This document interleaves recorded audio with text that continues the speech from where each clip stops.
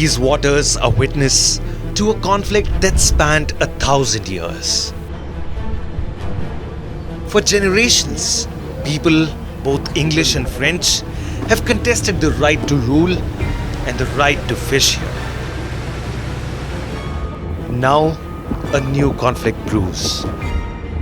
This Scottish ship, the Cornelis Cairdean, is a trawler. It fishes the fertile waters for scallops. But today, its captain is not waiting for the tide. He's been fined by French authorities. His ship has been detained at the French port of Le Havre. He is one more victim of a post-Brexit feud over fishing rights. This dispute centers on the rights to fish within a 6 to 12 mile zone off the British coast. This, with what's going on with the French, it's the same thing that's been happening for the last 3-4 years, where the scallopers try and push the envelope a little bit more, get in a bit earlier, and the French retaliate by throwing things at us, or impounding boats, or just jumping up and down like the French do quite a bit of. With Brexit, Britain left behind a common fisheries policy that governed fishing in European waters since the 1970s. Under the new Brexit Trade and Cooperation Agreement, French fishers can continue to fish in the waters of the Channel Islands of Jersey and Guernsey.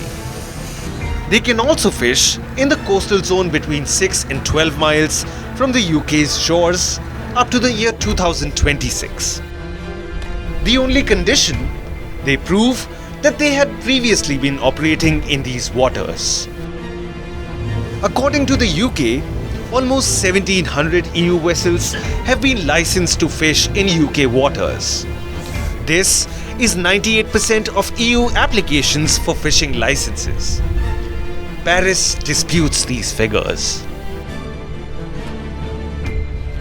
The French government says that the level of evidence being demanded is unrealistic.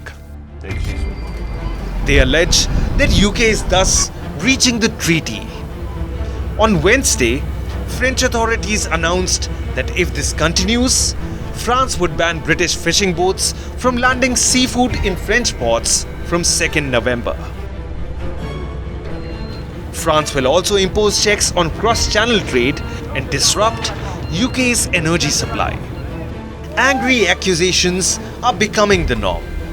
Britain says France is acting unilaterally. Downing Street accuses France of threatening to break international law. It warns that French actions will be met with an appropriate and calibrated response. The French government is also infuriated by Britain's approach to the cooperation agreement. With the French president elections approaching, Emmanuel Macron wants to be seen as a backer of French fishing. The dispute, therefore, is only getting worse. A full-blown trade war seems inevitable.